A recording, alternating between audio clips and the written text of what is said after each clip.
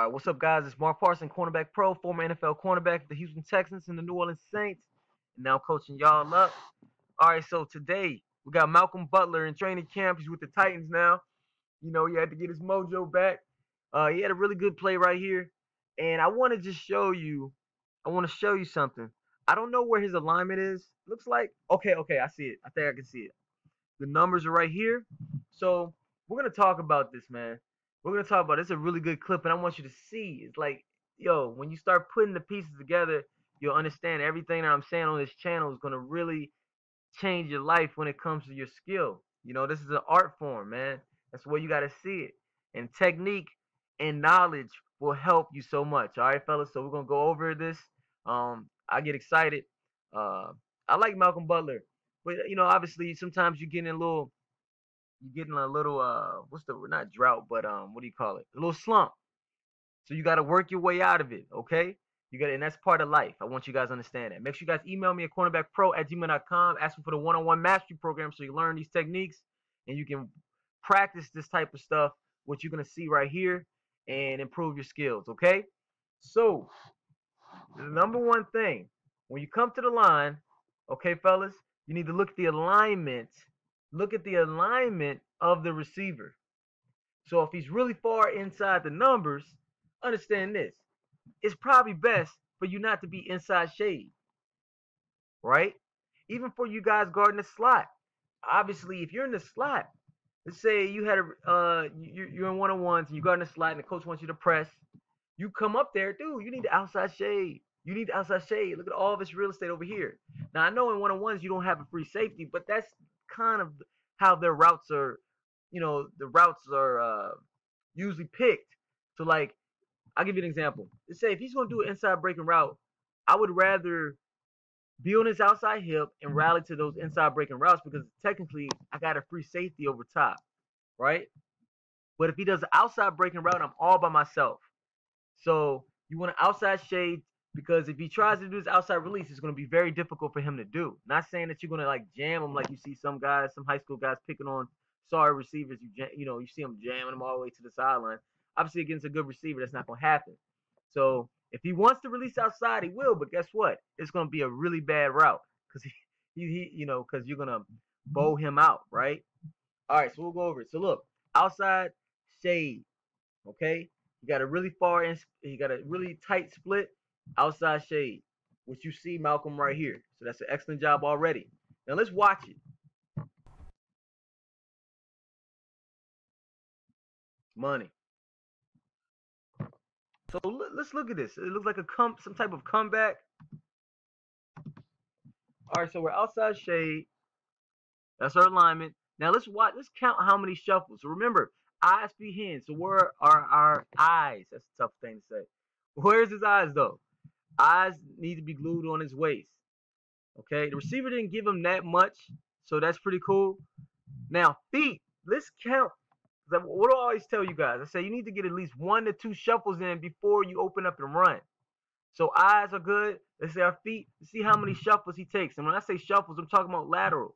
So I get some guys, probably younger guys on the channel, like you get when I say shuffles, I have some guys getting it confused when we're talking about off man shuffle technique. That's totally different. This is press man. I'm talking about when remember the goal of press man to bow him out. So that means don't open the gate and don't open up and run. Look how look how lateral he is right here in the shuffle. And let's count how many shuffles he gets. 1, 2. Now open up and run. Now I will say this. I don't think I mean, he did make it hard on the receiver, but I don't think that's necessarily a great route by the receiver. Like, you gotta press, man. You gotta try to get upfield a little bit. Make us think that you're going deep. You see how wide that is?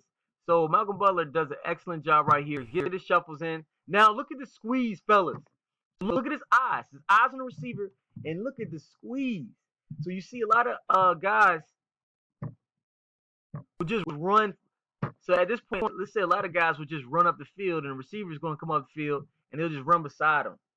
Now, again, the receiver does make it really easy for us to squeeze, right? But look at this. Squeeze. Squeeze. Look at this. He comes squeeze.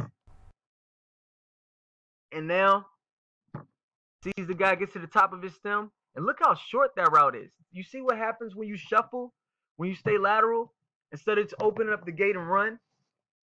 You see, he doesn't get to the he wants to get up the field a lot more, but he got that clock in his head. So he's like, oh shoot, I need to break this down. And then guess what? We ready.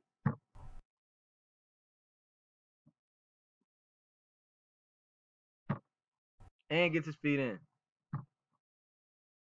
So this is great job. We get 2 shuffles in, and then we immediately squeeze.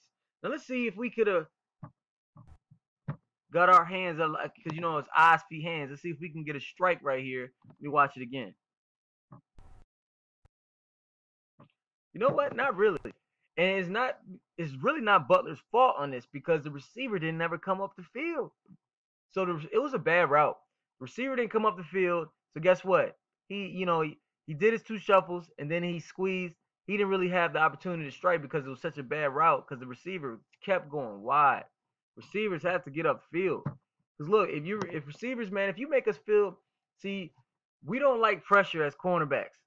All right. So when you get on our toes, when you press like when I say press, I'm saying like make us feel like you're gonna go up the field, like you about to take it deep before you break it down. That's what I'm saying. But I don't think Butler ever felt like this right here. And then the receiver raised up. You see this? So receivers. So this is a good lesson for cornerbacks and receivers. Watch this again. At the top of the stem, this is why Butler was able to break on it so well too. Watch this. Watch the receiver come up. So great job. You saw that little come up? See, he's been playing the game for a long time now, guys. All right. We get to feel things. That's why I say you get to 10,000 reps. Receivers. You should be at the same level the whole time. So that's a great job, man. I'm good. I'm glad to see Butler doing well, man. You know. But look how important it is to stay lateral, to stay square in that press.